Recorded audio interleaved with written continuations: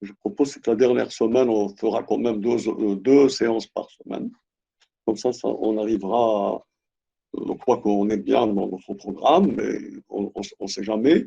Donc, j'ai demandé à votre responsable de m'envoyer un petit peu votre emploi du temps pour voir quels sont les créneaux horaires qui peuvent nous arranger pour, je dirais, avancer un peu plus dans le cours. Alors, si je me rappelle bien, la semaine dernière, alors, c'est... Voilà. Alors, on avait terminé la première partie, on avait commencé la deuxième partie de la loi de finances. Donc, tout ce qui est structure juridique est pratiquement terminé, puisque nous avons dit que la deuxième partie est une partie qui concerne le détail des dépenses publiques, et que ce détail va être présenté ministère par ministère, et qu'on trouve tout ce détail dans les tableaux annexés à la loi de finances. Le tableau B, c'est le tableau des dépenses de fonctionnement. Le tableau C, c'est les dépenses d'investissement. Et le tableau D, à titre d'exemple, c'est le tableau des intérêts et commissions de la dette. Et puis, j'avais entamé la structure comptable, si je me rappelle bien.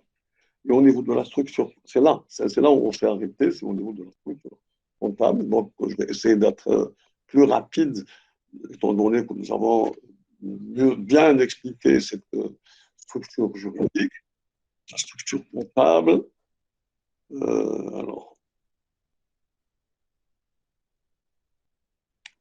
pour ce qui est de la structure comptable, on va voir les trois documents de la loi de finances, à savoir le budget général de l'État, les services de l'État gérés de manière autonome et les comptes spéciaux du Trésor.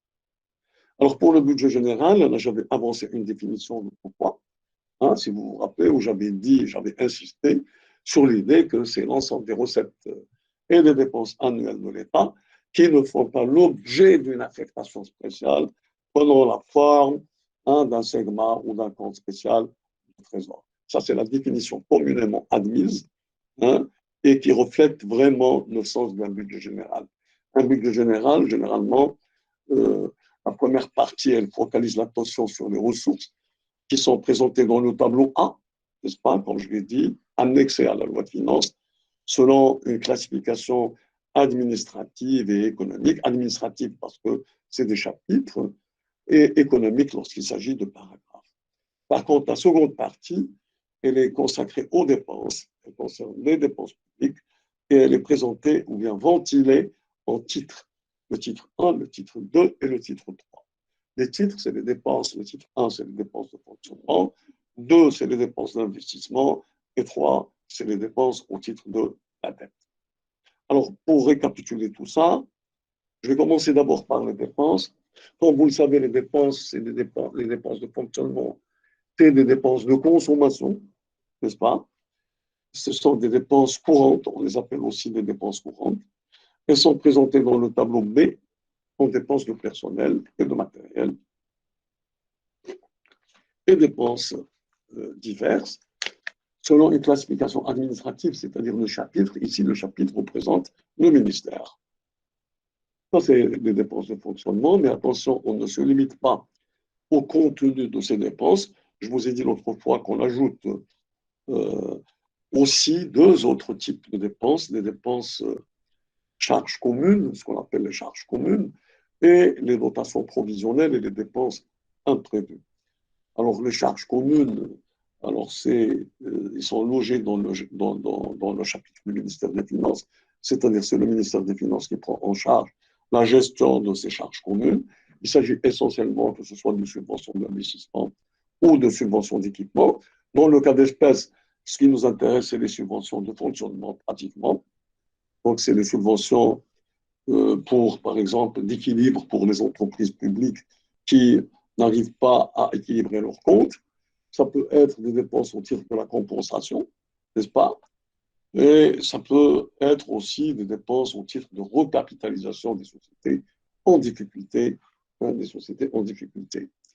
Ça, c'est les charges communes, les dépenses imprévues et les dotations provisionnelles. Ce sont des dépenses, comme leur nom l'indique, Hein, c'est des dépenses imprévues.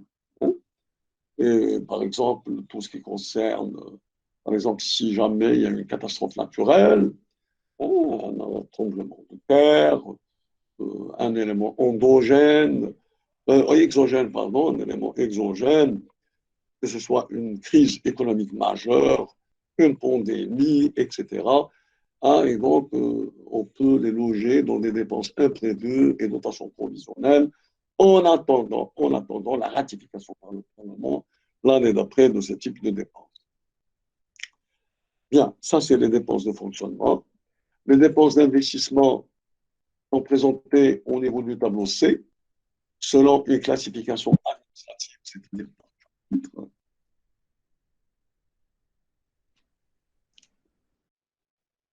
Donc, j'avais dit, c'est des dépenses, je répète, les dépenses d'investissement sont présentées au niveau du tableau C selon une classification administrative, c'est-à-dire par chapitre. Alors, on dira que ce type de dépense, il est nécessaire pour la reproduction de l'appareil de l'État. Ce sont des dépenses qui vont permettre à l'État de, généralement, d'exister pendant un certain nombre d'années, ou dire, je peux le dire autrement, c'est-à-dire la reproduction de l'appareil de l'État lui-même, n'est-ce pas? Enfin, alors, il faudrait distinguer deux types de dépenses d'investissement. Il y a des dépenses d'investissement qui émanent du plan de développement, plan qui n'existe plus. C'est pour ça que je vous dirais de ne pas faire très attention à cette partie, n'est-ce pas? C'est-à-dire, si je décline les dépenses d'investissement en deux, c'est-à-dire des dépenses qui émanent du plan de développement, on n'est plus dans le système de la planification. J'ai dit on n'est plus dans le système de la planification. Et puis, il y a les dépenses non prévues par le plan, mais programmées dans la loi de finances destinée à la préservation, à la reconstitution ou l'accroissement du patrimoine national. Donc, je répète, il est très important de le noter. Hein, de le noter, c'est que les dépenses d'investissement comprennent deux parties. Il y a une partie qui peut être approuvée par le plan, elle résulte de l'exécution des plans de développement. Et finalement, c'est une partie où l'engagement n'est pas juridique, c'est un engagement plutôt moral. Hein, c'est pour cela qu'on parle d'une planification indicative et non pas d'une planification impérative. Et puis, il y a les dépenses non prévues par le plan, mais qui sont programmées dans la loi de finances. Et c'est ces dépenses-là qui m'intéressent. Donc, je ne vais pas m'intéresser. On va éliminer tout ce qui est loi de programme, tout ce qui est ça. Les lois de programme, ça concerne le plan. D'accord?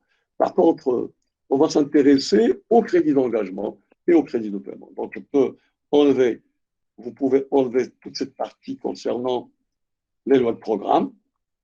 Donc, diapo 109, diapo 110, n'est-ce pas? Et puis diapo 111, 112, 113, 114, et puis je viens directement à 115. Donc, à partir de 109 à 114. Donc, on élimine vous notez, de 109 à 114, parce que ce sont des mécanismes qui proviennent du plan de développement et non pas de la loi de finances. OK? Et puis, ça n'existe plus. Hein? Ça n'existe plus. J'espère que c'est noté. OK? Oui, monsieur. Oui, monsieur. Oui, Oui, monsieur. Bien. Alors, voilà. Alors, on va se concentrer maintenant sur ce qui apparaît au niveau de la loi de finances lorsqu'on parle des dépenses d'investissement. Il y a deux, si vous prenez avec moi, si jamais vous revenez vers le bulletin officiel et vous ouvrez la partie du tableau C, hein, le tableau C qui est annexé à la loi de finances, alors vous allez trouver deux colonnes. Il y a une colonne crédit d'engagement et une colonne crédit de paiement. Alors, les crédits de paiement, c'est les crédits qu'on va consommer cette année. Hein, c'est les crédits, je parle des crédits de paiement. Ce sont des crédits qu'on va consommer cette année. Autrement dit, regardez le deuxième point, les crédits de paiement, augmenter le cas échéant des crédits reportés, interdits en général, mis à part les crédits de paiement disponibles au titre de dépenses d'investissement, qui sont reportés selon les modalités fixées, on va voir. Donc, Ça veut dire quoi? Les crédits de paiement, c'est des crédits annuels, où on peut ajouter des crédits, des reports du crédit, mais à condition que le report du crédit concerne essentiellement des dépenses d'investissement qui sont engagées,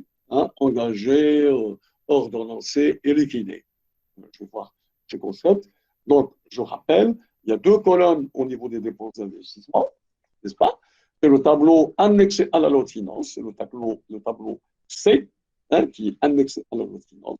Et à ce niveau-là, je dirais que les crédits de paiement, c'est des crédits annuels, c'est ce qu'on va consommer cette année, augmenter le cas échéant du report du crédit des dépenses d'investissement, puisque les dépenses de fonctionnement ne bénéficient pas d'un report du crédit.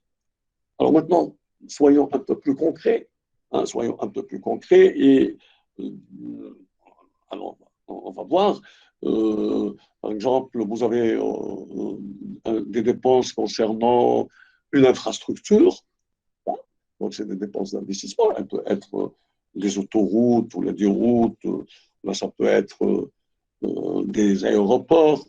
Vous le savez, c'est des dépenses qui, généralement, c'est des dépenses qui nécessitent plusieurs années. Donc, c'est des dépenses de longue haleine, ou bien de longue durée. Et donc, c'est des dépenses où, au niveau de la loi de finances, on va voter deux parties, deux colonnes, la partie crédit de paiement, c'est-à-dire des crédits qu'on va consommer cette année.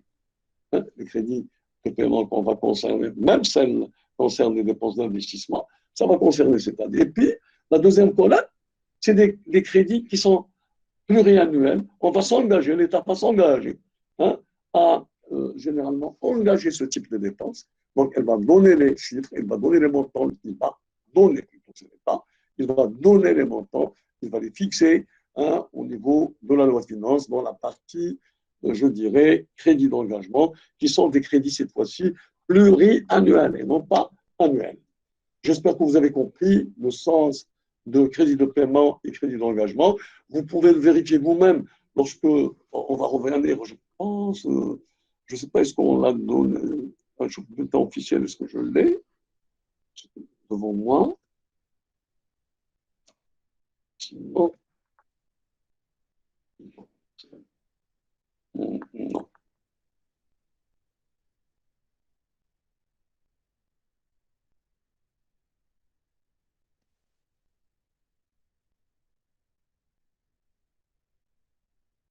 En tout cas, je vous conseillerais d'ouvrir le site du ministère des Finances, d'importer le corps de la loi de finances, n'est-ce pas? Et au niveau du tableau C, le tableau C, vous avez, voilà, je prends un exemple, j'espère qu'il va être partagé.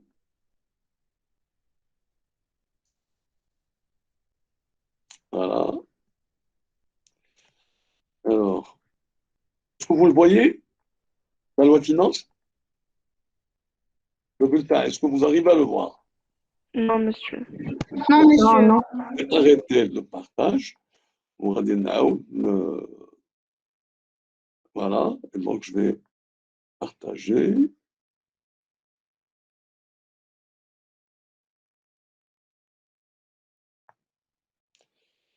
Une fenêtre. Voilà, j'espère que c'est ça.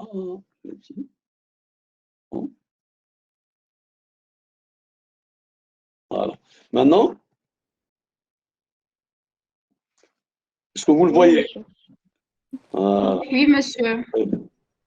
Excellent. On va y aller au tableau annexé. Voilà le tableau C. Ça, c'est le tableau C. Qu'est-ce que vous voyez dans les colonnes? Regardez. À partir de la troisième colonne, vous avez les crédits de paiement pour l'année budgétaire, c'était l'année 2020. OK? Et il y a les crédits d'engagement pour 2021 et suivant. Vous voyez un petit peu de quoi je parle? Monsieur, Oui, monsieur. Oui. Oui, je vous écoute. si c'est possible de répéter les explications de crédit d'engagement, Oui. Alors, regardez, avec moi, vous avez le tableau. j'ai pas bien compris. Très bien. Vous avez un tableau, regardez, c'est le tableau C. hein, c'est le tableau C, annexé à la loi de finances et qui s'intitule Répartition par département ministériel ou institution et par chapitre des crédits ouverts au titre des dépenses d'investissement. Ça, c'était la loi de finances 2020. D'ailleurs, 2021, mais on peut ouvrir 2021, c'est possible. Alors, les dépenses d'investissement, le seul tableau où il y a deux colonnes au niveau des dépenses, c'est le tableau des investissements. Et là, comme je l'ai dit, les dépenses d'investissement, c'est des crédits sur une longue haleine, n'est-ce pas? Sur une longue durée. Elles ne se correspondent pas juste cette année. Par exemple, une autoroute ou un aéroport ou un port, ça peut prendre des années, n'est-ce pas, pour exécuter la dépense. Alors, il y a des dépenses qu'on va exécuter cette année. C'est pour cela qu'on va les mettre dans la partie crédit de paiement. On va prévoir, je vais partir d'un ministère, par exemple, le ministère de l'énergie et des mines. Regardez, il y a 1 milliard 39 586 000, c'est pour cette année, n'est-ce pas?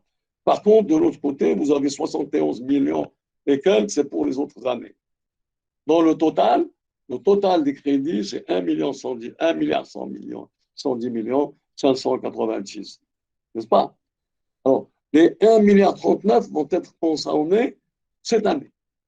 Par contre, les 71 millions vont être consommés pour les années à venir. La même chose si je prends le ministère de l'Agriculture. Vous avez, le total, c'est 24 milliards, 5.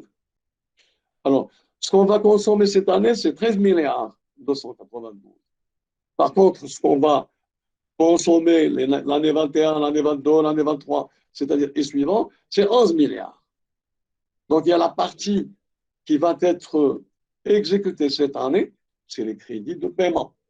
Et il y a une partie qui va être exécutée l'année N+1, l'année N+2. C'est des crédits d'engagement. C'est pour ça qu'on s'engage, l'État s'engage à payer généralement ses dépenses. C'est bon?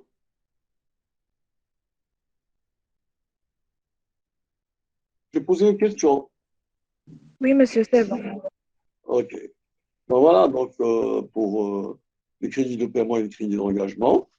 Alors, vous devez comprendre tout simplement que les dépenses d'investissement, ce sont des dépenses qui dépassent le cadre annuel. Nous l'avons vu au niveau du principe de l'annualité. C'est pour cela que nous avons introduit, ou que l'État a introduit dans la loi organique des finances de 2015, il a introduit quoi? La programmation triennale glissante, ou bien la programmation triennale actualisée. Vous vous rappelez, j'avais discuté de cela au niveau des 2-3 premières séances. Donc, puisque les dépenses annuelles, les dépenses d'investissement, ce sont des dépenses pluriannuelles et qui dépassent le cadre annuel, bien entendu, il y a une partie réservée à l'année en cours, et puis il y a une partie qui est réservée pour les années qui vont venir, c'est-à-dire les 3 ou les 4 années qui vont venir. Et donc, l'État s'engage pour faire passer ces dépenses au niveau des lois de finances de l'année N+1, N+2, N+3. Et pour l'entreprise, dans quelle mesure cette présentation est intéressante et intéresse l'entreprise? C'est une question que je vous pose.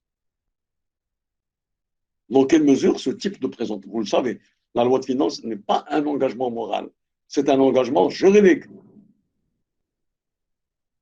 Vous avez compris ce que j'ai dit? C'est un engagement juridique, ce n'est pas un engagement moral. C'est-à-dire l'État, quand il s'engage, il est obligé d'exécuter la dépense. Alors que dans un plan, ou là dans une planification, la planification, elle est indicative et par conséquent, elle n'est pas impérative, elle est indicative et l'engagement est plutôt moral. Et donc l'État peut, en fonction de la conjoncture, changer et modifier ses prévisions. Alors l'entreprise, moi quand j'ai une entreprise et que je soumissionne à un marché public, j'ai besoin d'avoir une visibilité. Est-ce que l'État s'engage cette année? Combien quel est le montant de l'engagement de l'État pour les années à venir.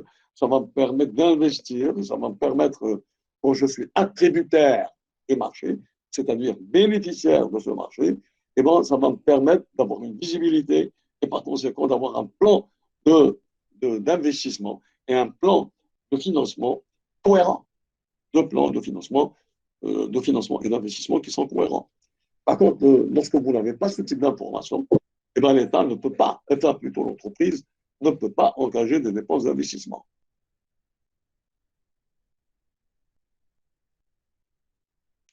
Je vous écoute. Si vous avez des questions, il vaut mieux les poser tout de suite, tant que c'est prêt. Hein.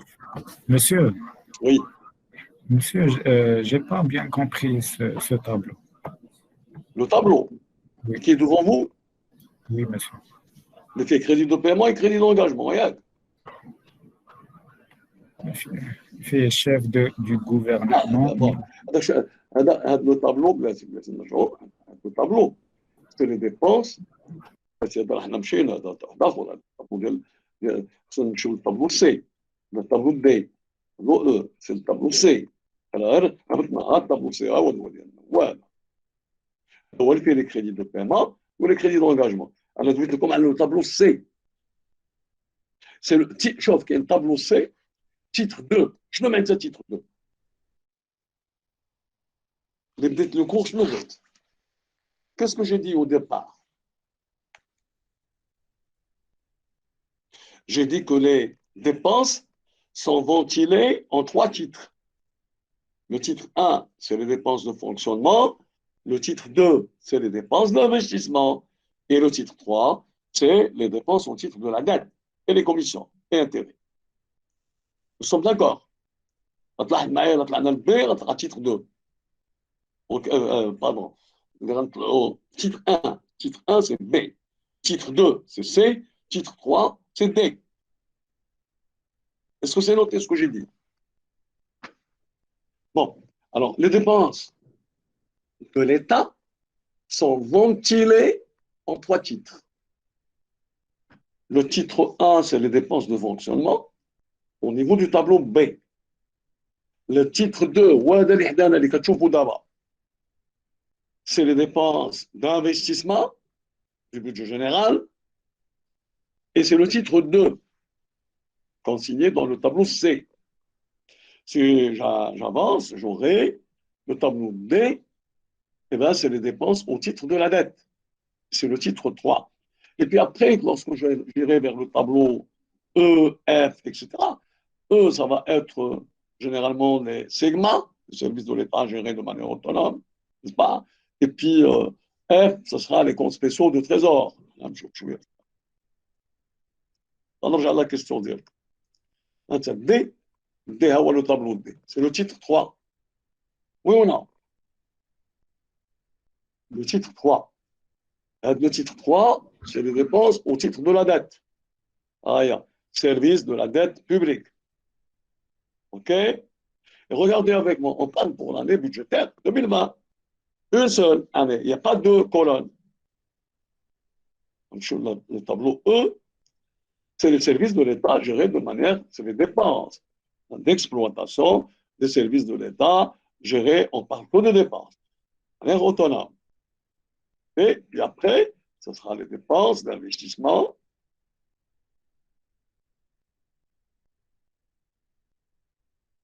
Ministère de la Santé. Il faudrait qu'on aille vers. Le ministre, c'est les services de l'État gérés de manière autonome et qui sont sous tutelle des ministères.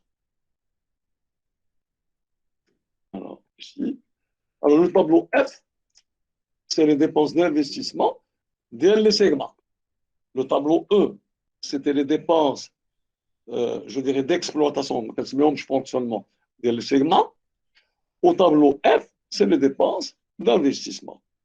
Et on peut aller vers les comptes spéciaux de trésor.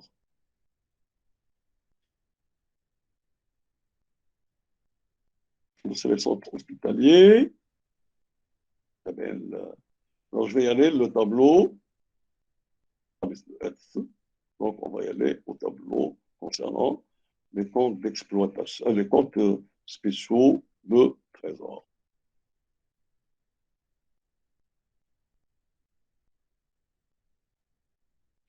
Voilà. Voilà. Tableau G. E, F, G. Dépenses des comptes spéciaux du Trésor pour l'année budgétaire. Nous sommes d'accord? Et là, vous allez trouver tous les comptes spéciaux. Le tableau A, donc on a le tableau A, il est réservé aux recettes et aux ressources. Donc je remonte vers notre tableau.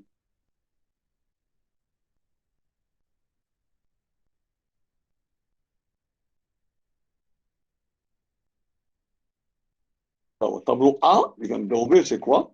C'est l'évaluation globale des recettes, du budget général, des services de l'État gérés de manière autonome et des comptes spéciaux de trésor. A, ce n'est que les recettes. On ne parle pas d'autre chose. B, c'est les dépenses de fonctionnement.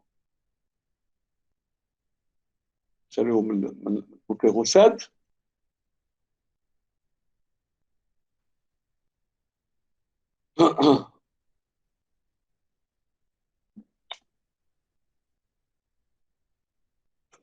C'est des recettes.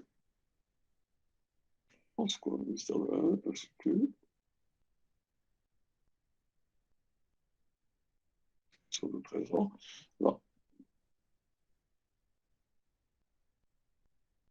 Tableau B. Voilà, tableau B. Et là, on l'expliquait tout à l'heure. Le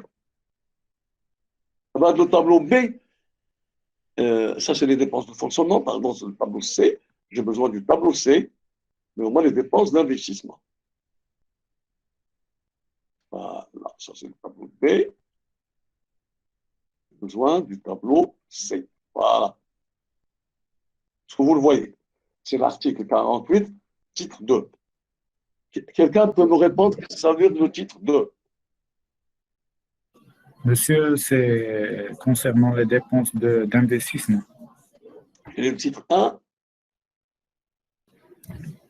Les dépenses de fonctionnement. Et le titre 3?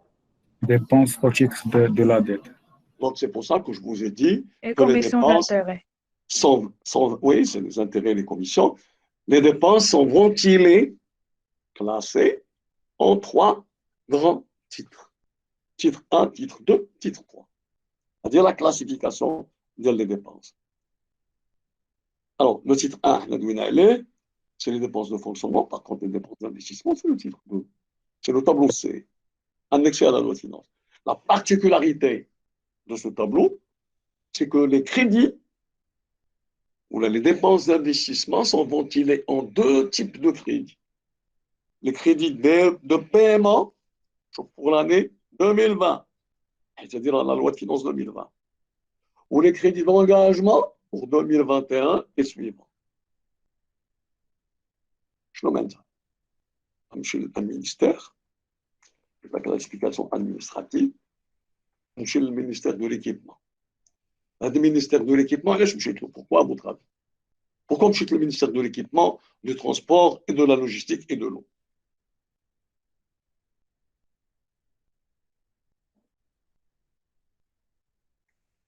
Pourquoi? C'est le ministère qui dépense le plus en infrastructure. Tous les ports, les aéroports, les infrastructures routières, que ce soit en logistique, en transport, en eau, tout ça passe par le ministère de l'équipement. Donc c'est très lourd. C'est 46 milliards et 510 millions de dirhams. Les dépenses totales, quand je fais des 46. C'est les dépenses totales. Mais cette année, c'est-à-dire l'année de cette loi de finances qui est l'année 2020, on va consommer effectivement 11 milliards. C'est ce qu'on va consommer cette année. Ce qu'on va consommer les années suivantes, c'est 35 milliards. 500 millions. Alors, ce qui est le plus important, moi, entreprise, qui a bénéficié, ou qui est bénéficiaire d'un marché, ou là dans le jargon, on l'appelle attributaire d'un marché public. Lorsque je suis bénéficiaire du marché, c'est-à-dire j'ai gagné un marché, lorsqu'il y a eu appel d'offres, etc. Eh ben, moi, je suis très tranquille parce que la loi de finances, mon entreprise plutôt est très tranquille, parce que la loi de finances s'engage sur les prochaines années à dépenser 35 milliards. Et c'est en fonction de ces chiffres-là que je vais établir mon plan d'investissement et mon plan de financement. Et donc, ça me donne de la visibilité. Ça donne à l'entreprise de la visibilité. C'est bon, est-ce que, M. Jad? Oui, monsieur, c'est clair. C'est clair? Très bien. D'autres questions? Je préfère travailler avec des questions, c'est une bonne chose. Hein. Bien. Alors, on revient à nos slides. Alors, les slides ne sont pas partagés. Je dois revisiter, c'est ça.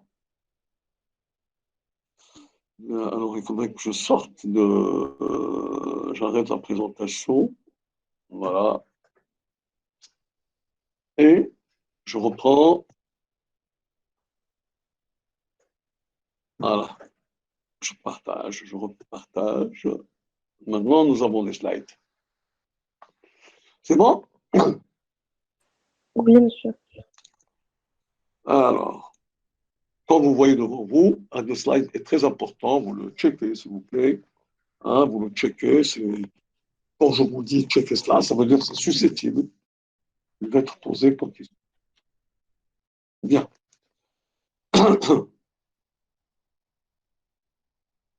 Qu'est-ce que c'est une morasse budgétaire?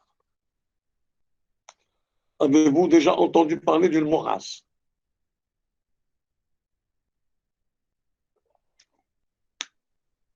Alors, c'est un gros livre. D'accord? Imaginez que vous avez un paquet, un livre vraiment très gros. C'est un paquet, un grand paquet.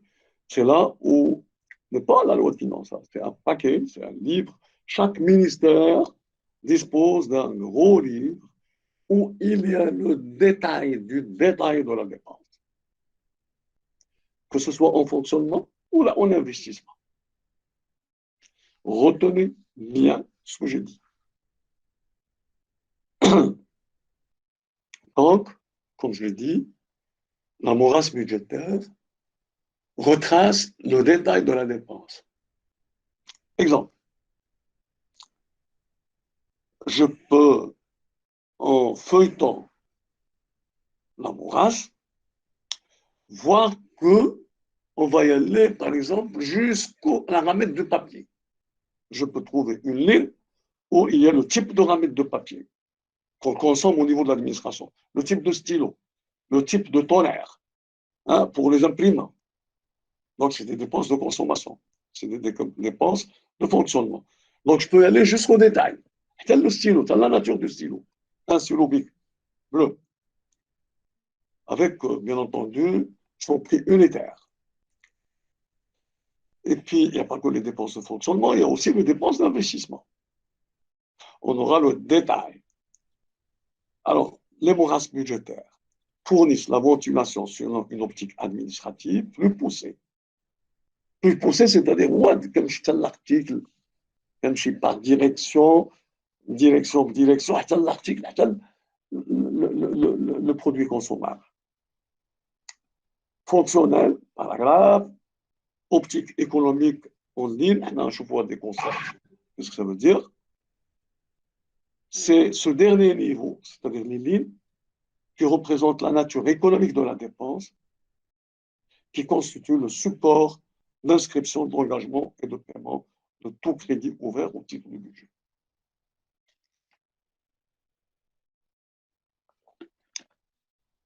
Comme, je sais que c'est un peu dur, mais bon, il faut l'expliquer. Imaginez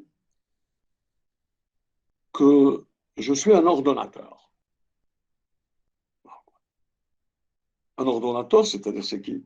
C'est soit un ministre, soit un directeur dans une administration à qui le ministre a délégué des pouvoirs. Et donc, il a le pouvoir de signature. Le ministre, ou là, le chef de division, ou là, le directeur, quand il signe, avant de signer, qu'est-ce qu'il fait? Il voit, est-ce que le type de dépense, il est déjà inscrit au niveau de la morasse. La feuille, il voit le détail de la dépense, le stylo, ou le tonnerre, est-ce qu'il y a une rubrique comptable où c'est consigné ce type de dépense? Là, il y a le comptable, il régit le comptable. Et quand il va vérifier est-ce qu'il y a une véritable imputation comptable.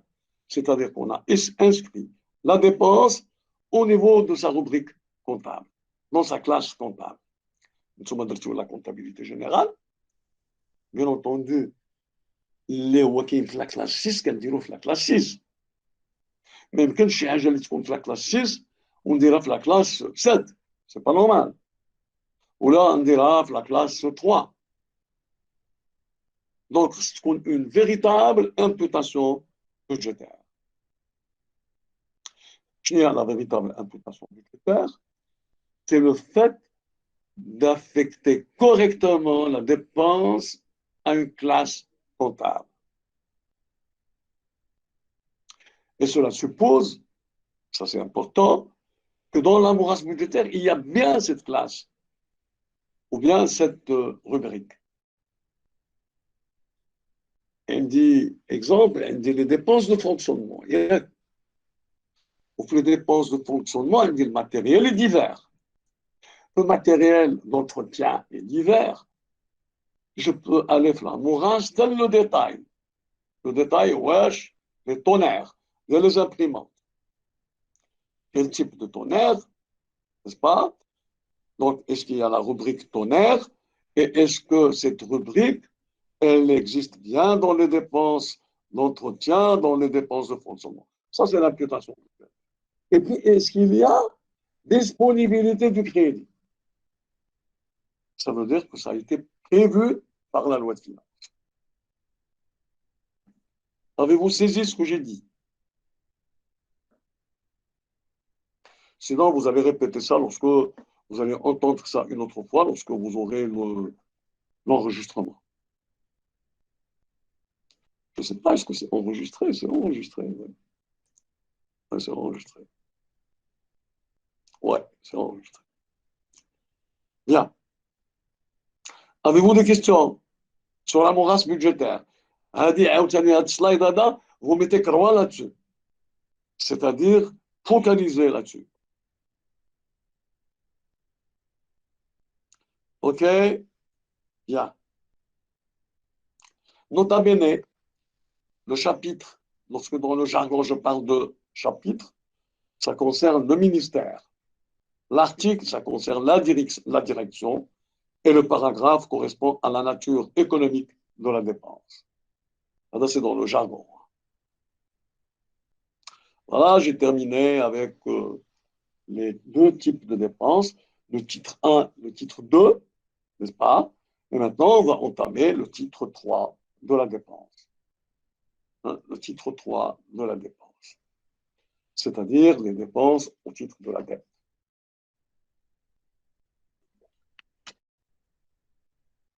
Alors, au niveau des titres, du titre 3 concernant la dette, c'est annexé, c'est le tableau annexé à la loi de finances. C'est les dépenses relatives aux amortissements de la dette publique à moyen et long terme. D'abord, c'est les dépenses en intérêt et commission se rapportant à la dette publique, et puis tout ce qui concerne l'amortissement à moyen et à long terme. Attention, on est dans l'optique prévision, pas dans l'optique réalisation. Dans l'optique réalisation, il n'y a que les intérêts qui sont comptabilisés. L'amortissement, il est dans la partie financière. C'est bon pour la dette, donc on peut ventiler la dette en deux, à savoir intérêts et commissions, d'une part, et d'autre part, toutes les dépenses relatives aux amortissements de la dette publique à moyen et à long terme. Les recettes, pour ne pas perdre de temps, comme vous voyez, il nous reste quand même pratiquement 60 diapos pour terminer le cours. Donc, nous avons largement le temps pour le faire.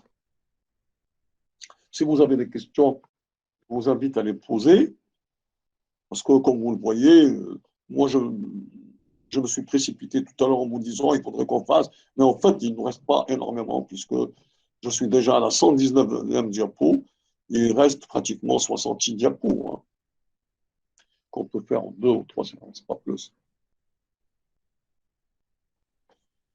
Oui, je vous écoute. Est-ce qu'il y a des questions par rapport à ce que j'ai développé ce soir?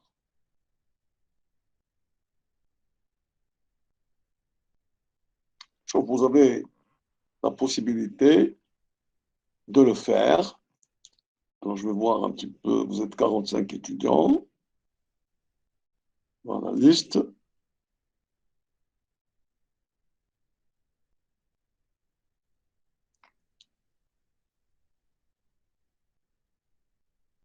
Pas de questions?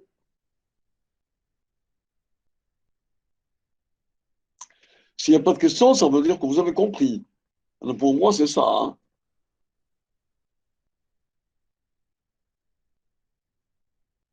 Alors, Iman, monsieur, est-ce que vous pouvez répéter le titre 3? Ah, je voudrais que vous me posiez des questions de répétition. Vous savez, mademoiselle, Iman, quand c'est comme le cours enregistré, vous pouvez le répéter autant de fois que vous voulez. Bien, mais malgré ça, je vais vous répondre. Le titre 3, c'est un tableau. Bon, d'abord, c'est les dépenses au titre de la dette publique. Enfin, nous avons le titre 1, c'est les dépenses de fonctionnement. Le titre 2, c'est les dépenses d'investissement.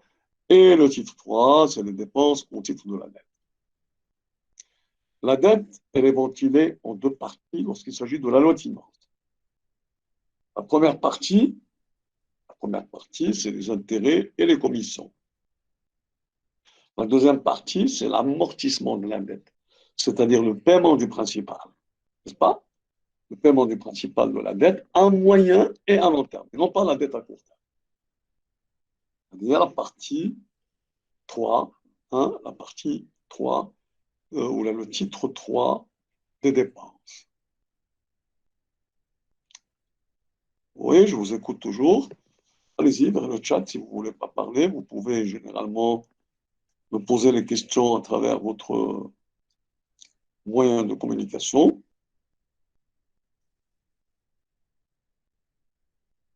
Je vous écoute.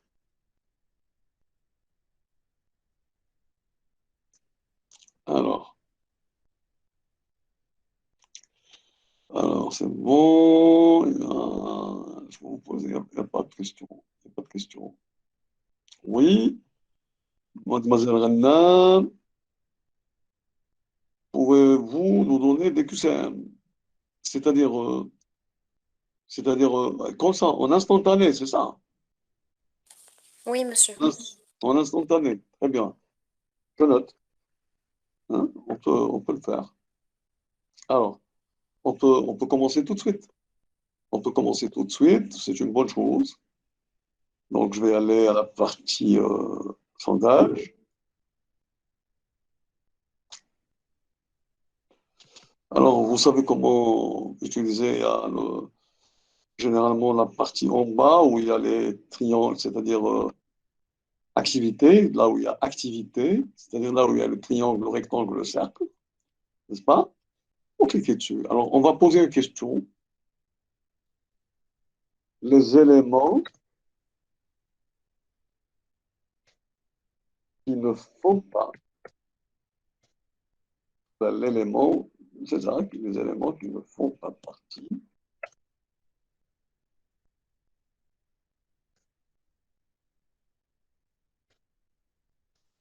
de la morasse multiple.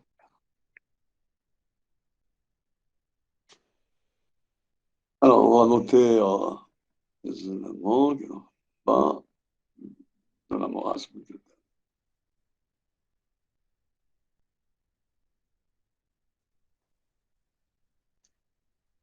Alors, on va mettre ici le sigma. Ah, c'est sigma. CST.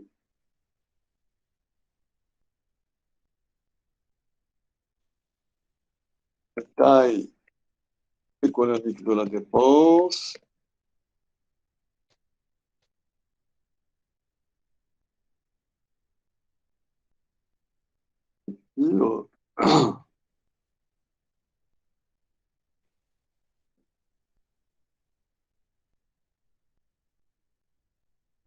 Dépenses, dette viagère. Voilà. La dette viagère, c'est la dette à vie. Vous avez le A, c'est le sigma, le B, c'est CST, et puis A, c'est le sigma, B, CST, C, c'est le détail économique de la dépense, et D, c'est la dette viagère. Je lance le CM et j'attends votre réponse. A, B, C, D.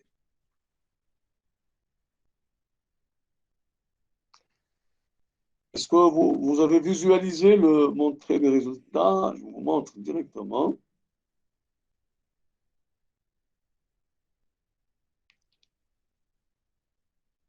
Alors, vous allez mettre les éléments qui ne font pas partie de la morasse budgétaire. Monsieur, Pardon? le sondage, monsieur, il faut cocher qu'un seul élément. Mais vous pouvez, oui, alors je vais changer, je vais dire les éléments, ou l'élément qui fait partie, hein, ou laquelle est la définition qui correspond. Voilà, je vais changer ça. Alors on change juste la question, l'élément qui fait partie de la morasse budgétaire, ou la définition qui correspond le plus à la morasse budgétaire. OK? Je change la question et vous mettez la définition qui correspond à la morasse budgétaire. Et coup de beau temps. 4. Monsieur? On termine le sondage et je vous donne Tadela. OK, on termine. Je prends. Le Quand je répète la question, la définition qui correspond le plus à la morasse budgétaire.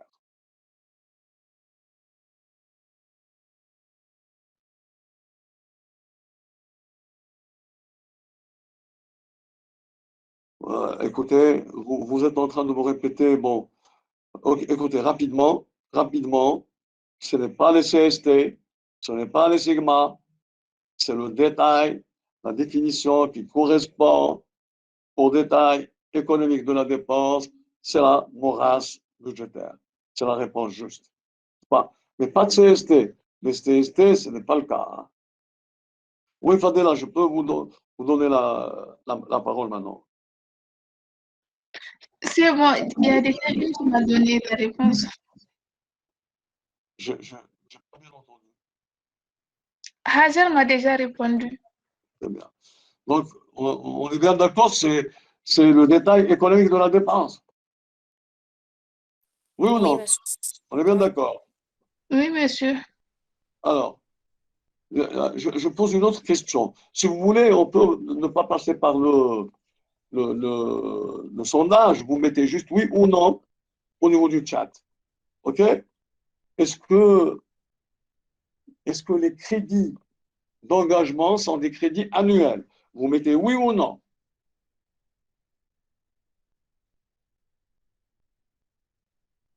Les crédits d'engagement, est-ce qu'ils sont des crédits annuels?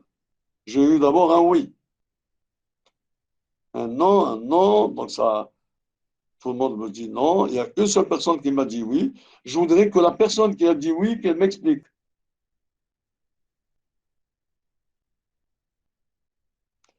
Non, donc j'ai bien compris que vous avez bien compris puisque la majorité dit non.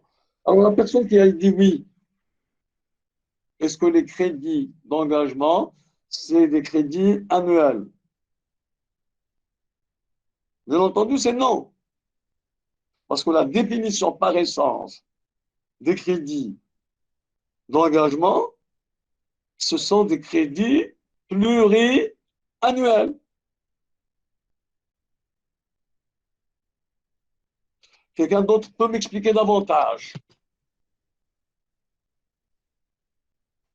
Alors, je répète la question autrement et vous me faites un oui ou un non aussi.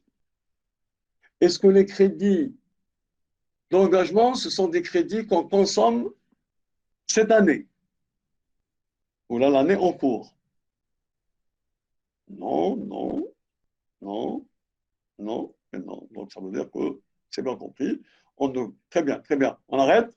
Donc, les premiers sondages me disent que vous avez bien compris.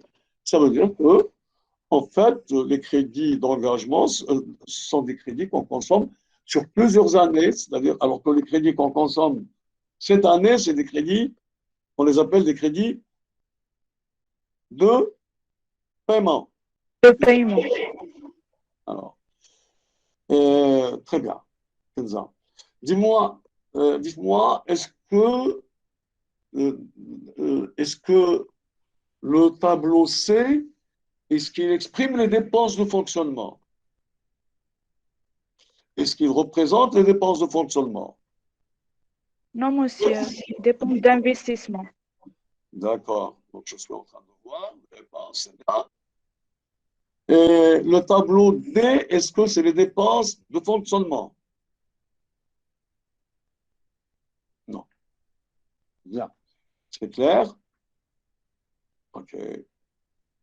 OK. Le tableau D, c'est la dette. Très bien répondu. Excellent. Donc, vous avez les.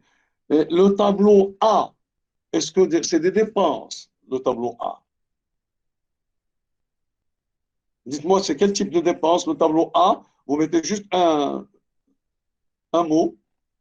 Oui, non, j'ai compris, c'est des recettes. Rennam, elle a bien répondu, c'est des recettes. Excellent. Excellent. Tout le monde a dit juste, c'est bon. Bien. OK. Par rapport à ce que nous avons fait aujourd'hui, je pense que j'ai fait le tour. Vous avez la morale, vous avez les dépenses, les crédits d'engagement. Est-ce que les dépenses émanant de la planification, est-ce que ce sont des engagements juridiques ou des engagements moraux? Une minute.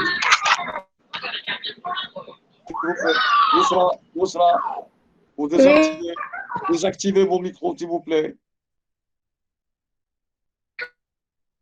Je répète la question. Les, les dépenses qui émanent de la planification, ce sont des engagements moraux ou là, des engagements juridiques? Si c'est juridique, vous mettez 1. Si c'est moraux, vous mettez 0. Tout simplement. Si c'est juridique, vous mettez 1. Si c'est moraux, vous mettez 0. Vous avez compris? Absolument. Excellent.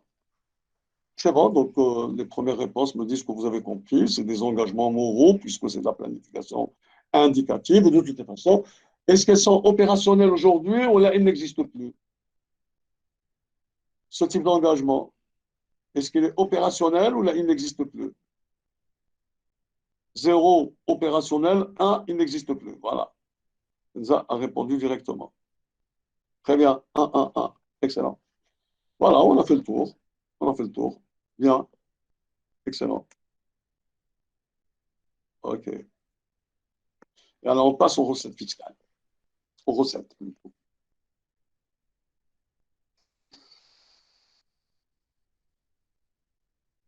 Alors, les recettes. Vous avez devant vous les slides.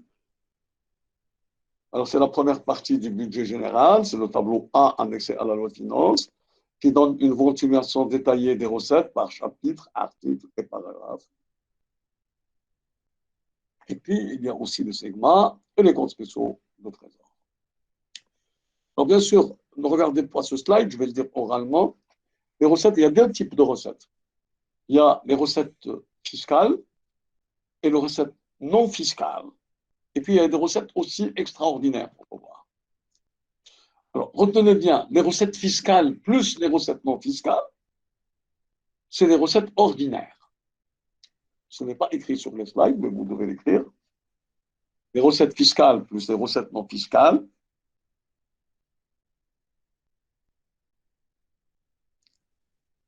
les recettes fiscales plus les recettes non fiscales, c'est des recettes ordinaires, c'est des RO. Alors, quelle est la composition des recettes fiscales? La composition des recettes fiscales, c'est les impôts Les directs. impôts et taxes. Oui, les impôts, mais on va le dire autrement. C'est bon, c'est des recettes fiscales, tu as raison. Mais je dirais, dans les écrits de la loi de finances, il y a 4 types d'impôts, taxes. Il y a les impôts directs, les impôts indirects, les droits d'enregistrement et de timbre, les DET, les droits d'enregistrement et de timbre, et les droits de douane. Je répète, au niveau des impôts et taxes, c'est-à-dire recettes fiscales, il y a 4 catégories. Les impôts directs, entre parenthèses, l'IR. L'impôt sur le revenu est un impôt direct. L'IS, l'impôt sur les sociétés, est un impôt direct. OK? Il y a les impôts directs, il y a les impôts indirects. Donnez-moi un exemple d'un impôt indirect. TVA. La TVA. La taxe sur la valeur ajoutée, c'est une taxe incolore et indolore. Pourquoi? Parce qu'elle est supportée par le consommateur sans qu'il se rende compte. Bien sûr, l'entreprise n'est qu'un intermédiaire. Vous l'avez vu en comptabilité à travers la TVA, je dirais, ce qui reste à payer de la TVA due, la TVA payée, que vous avez vu en comptabilité. Donc, l'entreprise joue un rôle d'intermédiaire et celui qui supporte en dernier ressort la taxe, c'est le consommateur. Lorsque vous allez à une grande surface et vous achetez un bien de consommation durable, une télévision, un réfrigérateur, un bien de consommation durable, et bien, au niveau de la facture, vous aurez une facture TTC, un hors taxe et un TTC. Toute taxe comprise. Eh bien, vous payez la TVA de toute façon. Lorsque vous passez à la caisse, vous payez la TVA, c'est le consommateur final. Alors, on dit indirect parce que le consommateur, généralement, celui qui touche cette TVA, c'est l'entreprise et l'entreprise, elle la reverse vers l'État. Donc, vous avez les impôts directs, les impôts indirects. On a pris un exemple, celui de la TVA. Et puis, vous avez les droits d'enregistrement et de timbre, les DET, n'est-ce pas? Et en fin de compte, vous avez les droits de douane. Ça, c'est les 4 catégories d'impôts qu'on appelle les recettes fiscales. Maintenant, quelles sont les recettes non fiscales? Dans la fiscalité, d'après la définition de Gaston Gèze, il dit que c'est une prestation pécuniaire obligatoire et sans contrepartie. Donc, elle est obligatoire et sans contrepartie. Bon, ça, on va le voir. Parce que vous pouvez faire de la fiscale si jamais vous faites les sciences économiques, heure et d'heure. Bien. Donc, vous avez les recettes non fiscales. Alors, dans les recettes non fiscales, on trouve le produit des amendes, la rémunération des services rendus et les redevances. Lorsque vous payez, par exemple, la facture d'électricité ou d'eau, vous payez généralement des redevances au titre du service rendu par RTM et par 2M, etc. Les dons et les legs aussi sont considérés comme des recettes non fiscales. Les revenus du domaine, sont considérées comme des recettes non fiscales. L'État a un domaine agricole, par exemple, qu'il loue, et par conséquent, il reçoit des revenus, c'est des revenus du domaine. Les produits des cessions de biens meubles et immeubles, c'est la privatisation, n'est-ce pas? Le produit des exploitations et des participations financières de l'État dans les bénéfices des établissements publics, l'État peut parfois être actionnaire dans des établissements publics. Et puis les remboursements de prêts et avances et les intérêts y afférents. Alors, extraordinaire, c'est le produit des emprunts. Tout ce qui est emprunt, généralement, est extraordinaire, et puis les produits divers. Alors, mis à part les impôts et taxes, tout le reste, c'est généralement des recettes non fiscales. Maintenant, alors, comme vous le voyez dans la structure comptable, j'ai discuté du budget général de l'État, que j'ai ventilé en deux parties. La partie dépenses, avec trois titres, les dépenses de fonctionnement, les dépenses au titre de l'investissement et les dépenses au titre de la dette, et puis la partie recettes, où j'ai distingué entre les recettes fiscales et les recettes non fiscales. Alors, toujours dans la structure comptable de la loi de finances, il n'y a pas que le budget général, il y a les services de l'État de manière autonome.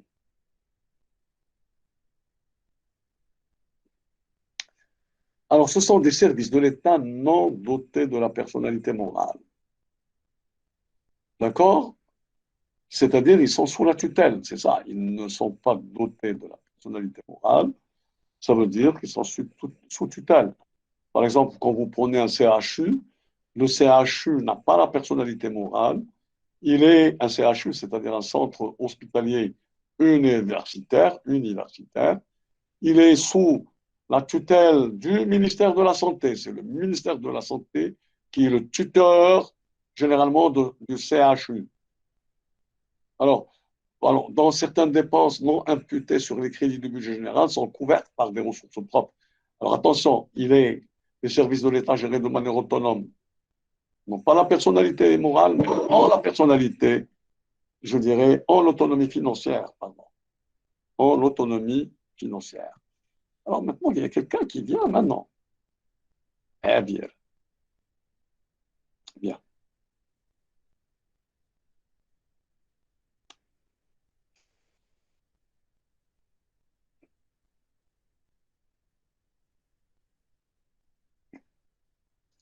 Alors, où est-ce qu'on était?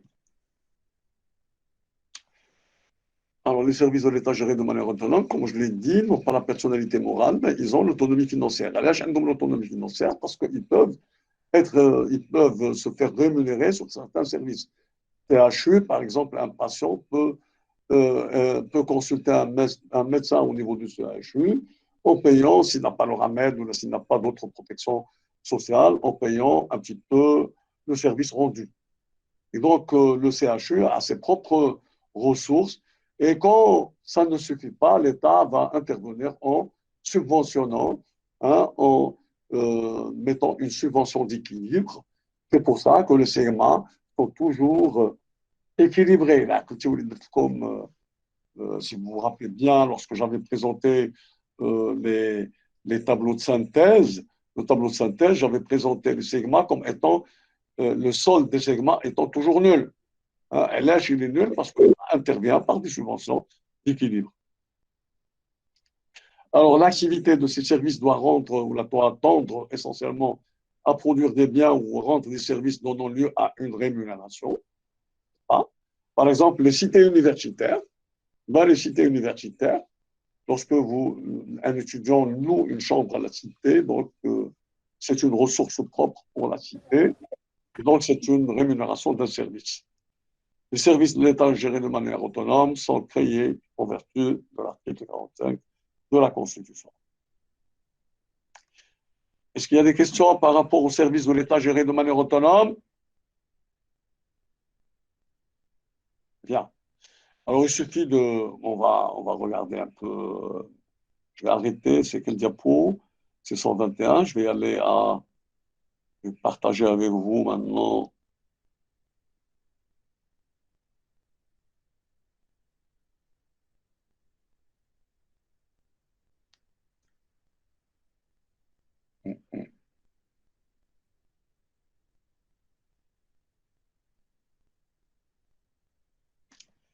Alors, est-ce que les tableaux sont devant vous? Oui, monsieur. Très bien. Oui, monsieur.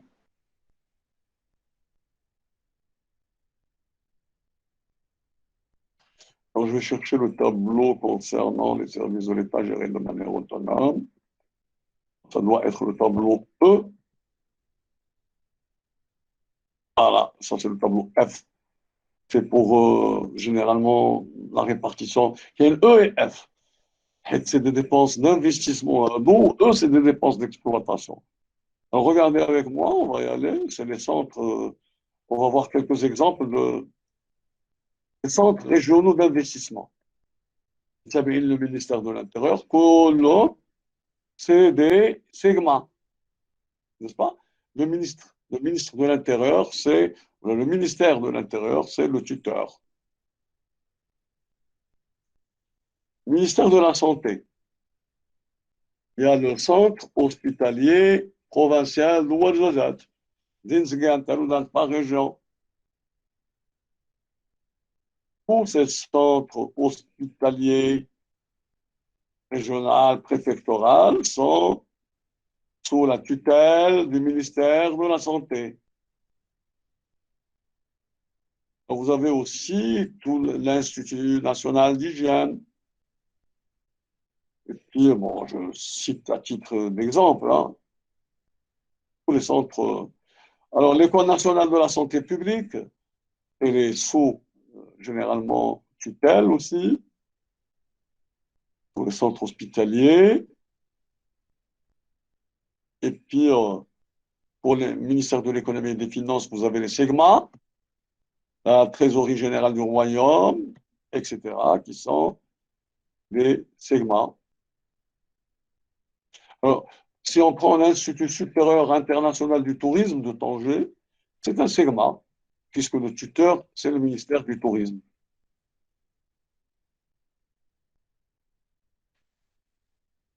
Alors, bon, on peut citer les exemples à loisir.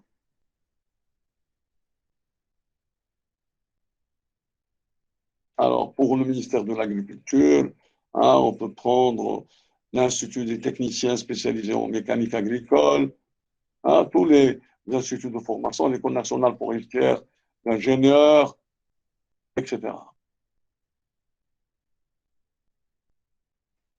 Alors, pour le ministère des Habous et des Affaires islamiques, vous avez la division du pèlerinage, le musée Mohammed VI pour la civilisation de l'eau au Maroc, pour la civilisation de l'eau au Maroc, qui sont des segments.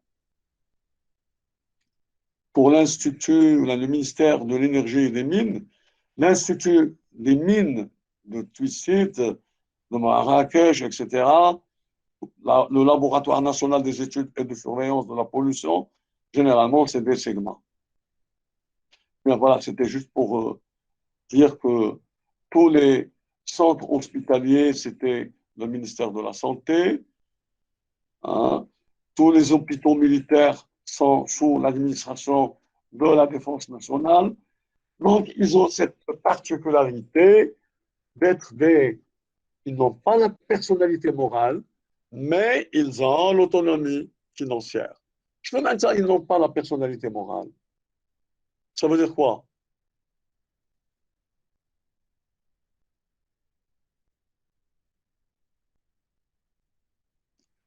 Ça veut dire quoi? Qu'ils n'ont pas la personnalité morale.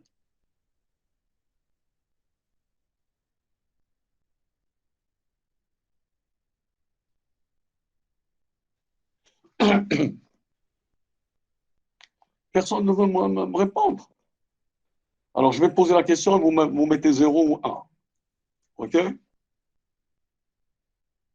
Alors, ne pas avoir la personnalité morale, pouvoir rester en justice, ne pas pouvoir rester en justice. Pouvoir rester en justice, c'est 1. Ne pas pouvoir rester en justice. Rester, c'est E-S-T-E-R. C'est-à-dire le verbe rester, c'est le verbe dire, va engager une poursuite juridique. Hein, engager une poursuite juridique. Donc, rester en justice, ne pas rester, c'est 0. Rester, c'est 1. Donc, ne pas avoir la personnalité morale, est-ce que c'est 0 ou 1? Je vous écoute.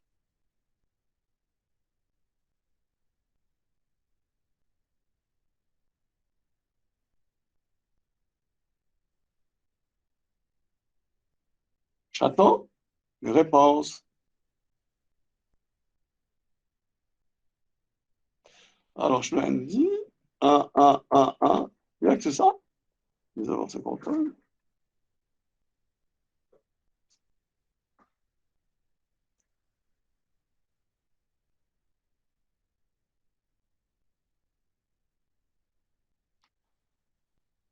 Alors, 1, ça veut dire quoi, 1? Ça veut dire ne pas avoir, j'ai dit, ne pas avoir la personnalité morale. Les deux cas, c'est ne pas pouvoir rester en justice ou la rester en justice, avoir la capacité de rester en justice. Alors, ne pas avoir la personnalité morale, ça veut dire être incapable de rester en justice, c'est à zéro. Et Renan a raison. Et aussi, Oumaima. Est-ce que vous avez compris ce que j'ai dit? Je répète. Qu'est-ce qu'on indique la capacité morale? Ça veut dire que tu n'es pas sous tutelle. Ou bien, tu peux toi-même aller en justice et déposer plainte. Par contre, ne pas avoir la capacité morale, c'est-à-dire que tu es sous tutelle, tu as un tuteur, et c'est le tuteur qui s'occupe de toi. Est-ce que c'est compris? Donc, les segments n'ont pas la personnalité morale. C'est le ministère de la Santé qui s'occupe pour les centres hospitaliers. Si jamais tu as un problème avec un centre hospitalier, par exemple le CHU de Rabat, eh bien, tu dois rester non pas contre le CHU, mais contre le ministère de la Santé. Voilà qu'est-ce que ça veut dire avoir la personnalité morale. Alors, par contre, l'autonomie financière, qu'est-ce qui peut m'expliquer l'autonomie financière?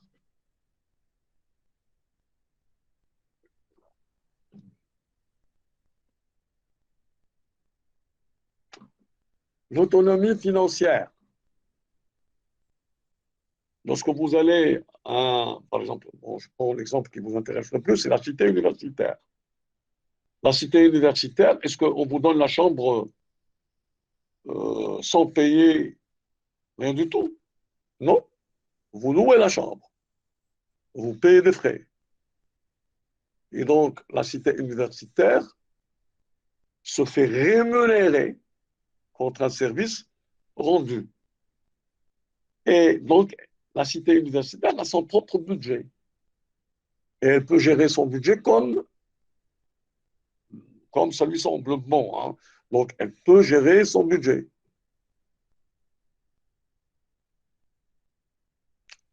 Alors, elle a une autonomie. Ça, c'est pour mademoiselle Rabia Bouzapour, vous avez raison, mais c'est, je dirais, pour une entreprise privée, ce que vous dites. La société peut couvrir ses emprunts bancaires avec ses capitaux propres. Ici, dans le cas d'espèce, le segment, il ne va pas y aller chez la banque. C'est l'État qui va subventionner. C'est pour cela qu'il y aura la subvention d'équilibre.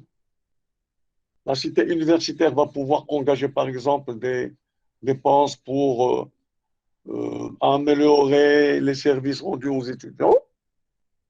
Mais si jamais la cité est en déficit, eh ben, l'État va intervenir en subventionnant et en mettant même une subvention d'équilibre, puisque le segment ne peut pas être en déséquilibre. Donc, il y a l'autonomie financière, puisqu'il y a des ressources propres. Mais maintenant, si la cité n'arrive pas à équilibrer ses comptes, eh ben, le tuteur va intervenir en comblant généralement le déficit. Yes? Bien.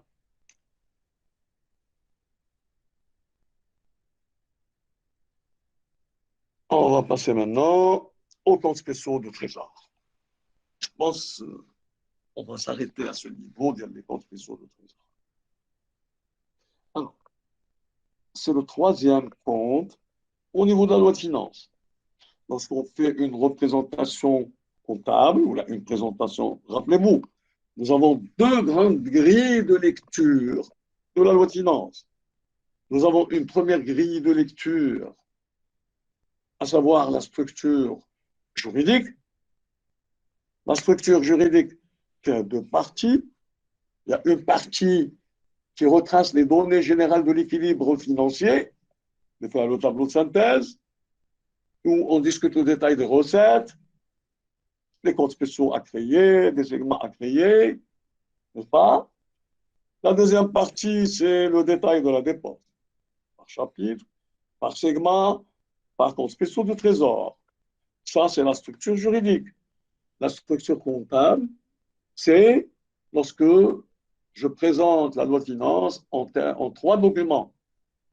Le budget général, tel que nous l'avons vu, avec la partie dépenses, trois titres, les titres 1, le titre 2 et le titre 3, et la partie recettes, n'est-ce pas, la partie recettes, où on a catégorisé les recettes en recettes de dépenses, en recettes fiscales et recettes non fiscales. OK? Bien. Recettes fiscales et recettes non fiscales. Et puis, deuxième document, c'est le document SEGMA, les services de l'État gérés de manière autonome, que je viens d'expliquer tout de suite, n'est-ce pas? Qui a l'autonomie financière, mais n'a pas la personnalité morale. Je vous ai montré même un tableau, il y a plusieurs segments. Maintenant, les comptes spéciaux de trésor, c'est le troisième compte.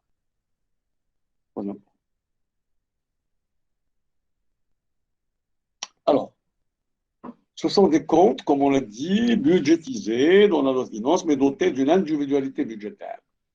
Une individualité budgétaire, c'est-à-dire on les a mis à part, puisque, comme vous vous rappelez, lorsque j'ai défini le budget, j'ai dit que le budget, c'est quoi? C'est l'ensemble des dépenses, des recettes et des dépenses annuelles de l'État qui ne font pas l'objet d'une affectation spéciale prenant la forme d'un segment ou d'un compte spécial de trésor. Quand ça devient une affectation, ça sort du budget et ça va y aller vers les budgets segments ou bien les comptes spéciaux de trésor. Donc, ce sont des comptes individualisés, qui sont mis en dehors du budget général. Ils sont prévus et autorisés dans les mêmes conditions, en même temps que le budget général, n'est-ce pas? On enlève les budgets annexes, ça n'existe plus les budgets annexes. Il s'agit donc d'une mise hors budget de certains services justifiés par l'idée qu'il est inutile de les faire apparaître dans le budget compte tenu de leur caractère parfois exceptionnel ou provisoire, ou bien c'est des comptes qui vont s'équilibrer à plus ou moins longue période. Donc, c'est des comptes extra-budgétaires, puisque dès qu'il y a affectation, ils ne peuvent pas être intégrés au niveau du budget général de l'État. On va les individualiser à part, et on a d'autres justifications, telles que le fait que c'est des comptes qui peuvent s'équilibrer, n'est-ce pas, avec le temps, et puis parfois ils ont ce caractère exceptionnel ou provisoire.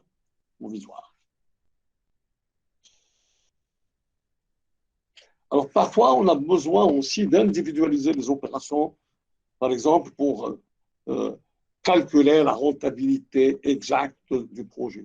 C'est pour cela qu'on va décrire des opérations qui, en raison de leur spécialisation ou d'un lien de cause à effet, donc entre la recette et la dépense, c'est-à-dire qu'il y a une affectation, peuvent être incluses dans le budget général, ça je l'ai dit oralement tout à l'heure.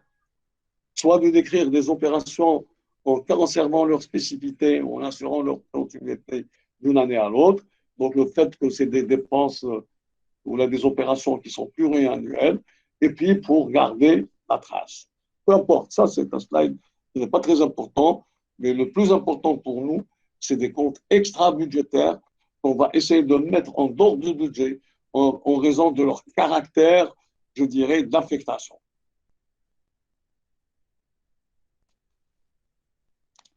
Alors, en gros, les opérations des comptes spéciaux sont assimilées à des opérations de trésorerie et donc, normalement, ils échappent au vote des assemblées.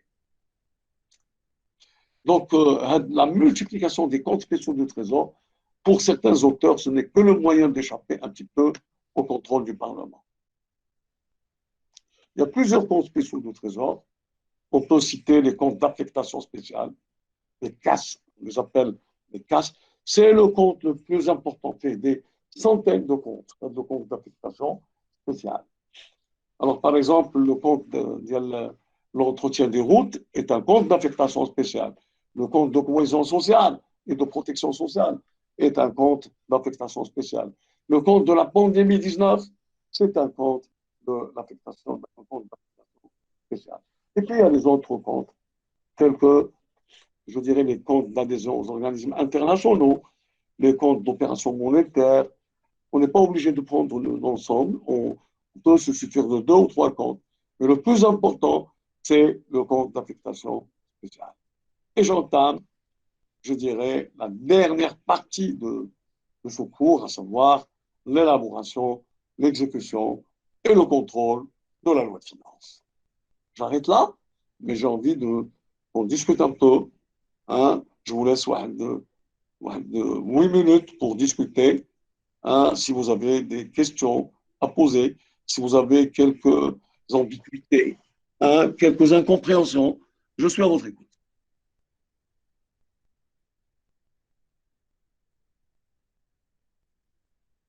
Alors, vous avez 2 moyens. Vous avez soit vous levez la main, soit vous m'écrivez généralement la partie discussion, là, la partie chat.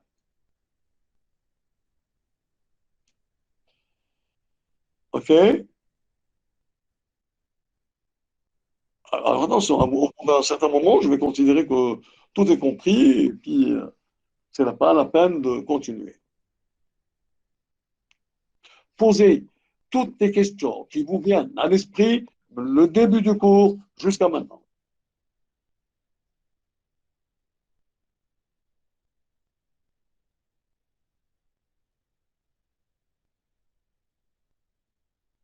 Bien, il n'y a pas de questions. Donc tout est bien. Monsieur, Oui, Amal, mademoiselle Amal. tu peux nous expliquer le principe budgétaire triennal actualisé? Ce n'est pas un principe. Programme. C'est une exception au principe de l'annualité. C'est une exception. Alors, la programmation triennale actualisée ou bien la programmation triennale glissante. Les 2 concepts signifient la même chose. Alors, étant donné, je répète, c'est une très bonne question, mademoiselle, vous avez raison de la poser, étant donné parfois la pluriannualité des dépenses.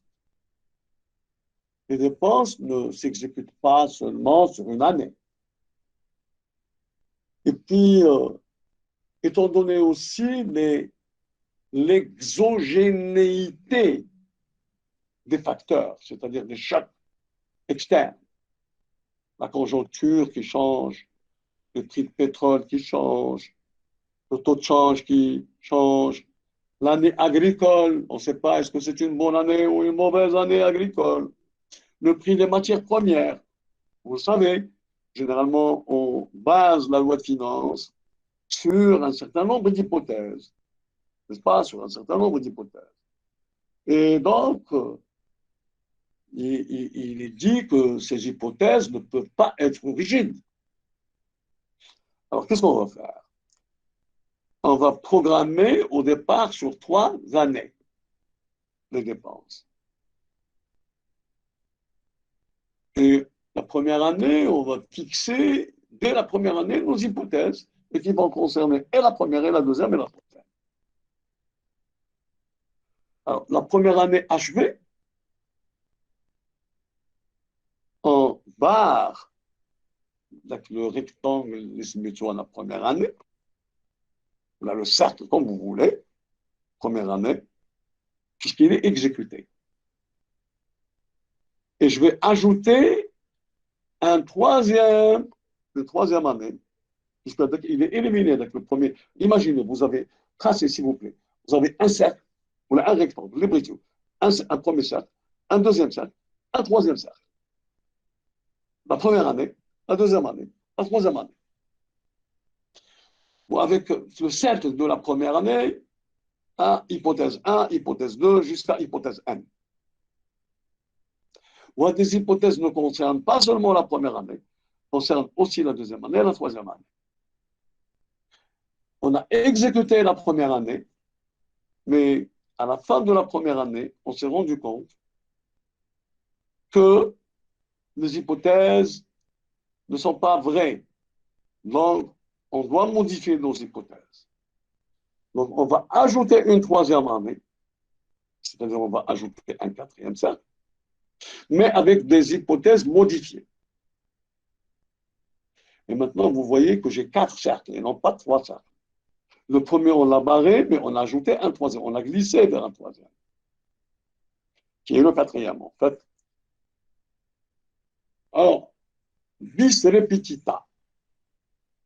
Une fois exécuté la deuxième année, je barre la deuxième année et j'ajoute la cinquième année, le cinquième cercle.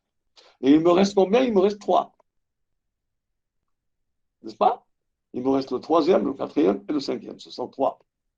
Mais avec de nouvelles hypothèses, puisque la conjoncture a changé. Et ainsi de suite. Ainsi de suite. C'est pour cela qu'on l'appelle la programmation triennale glissante, ou bien la programmation triennale actualisée. J'espère que je vous ai convaincu, mademoiselle. Oui, monsieur, merci. Bien, allons-y pour d'autres questions. On dispose encore de quelques minutes.